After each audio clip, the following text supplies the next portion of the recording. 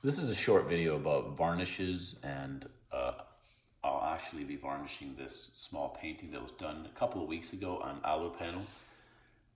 This painting has some very impasto areas and has very little dryer in the paint, so it is still curing, which determines the varnish I'll be using. These are some of my favorite varnishes. All of these are good. But each one of them has some limitations, of course, as everything does. So the spray varnishes are supposed to be done outdoors or in a controlled environment. It is too cold. It's still spring here in Canada and still too cold for those. This has become one of my favorite varnishes, the Gamvar varnish, but the fact is, because of the impasto area still curing, I have learned the hard way that Gamvar should not be used on a painting that you can still feel. You can literally feel that it's still fresh paint, unless you don't mind stripping the varnish off and redoing it.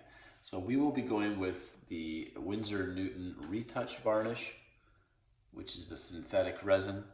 And what I want you to notice is how dull, you're seeing the painting on an angle on purpose, and how dull it is. I'm using a very soft synthetic bristle brush. It's extremely soft.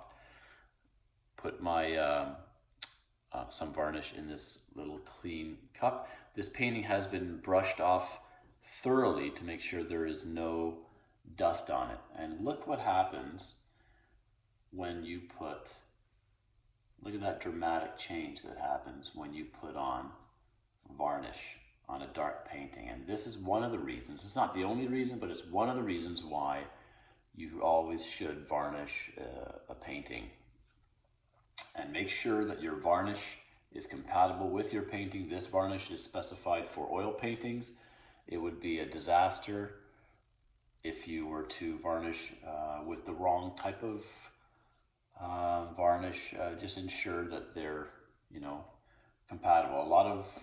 A lot of options out there now include, as with the choices to my left here, include multi-purpose products. So the varnishes in at least 2 or 3 of the products to my left are in fact good for oil painting or acrylic, and that's excellent. But just make sure that that is indeed what you have. So there we go, very quickly done. Make sure you don't leave any bare spots, and don't leave any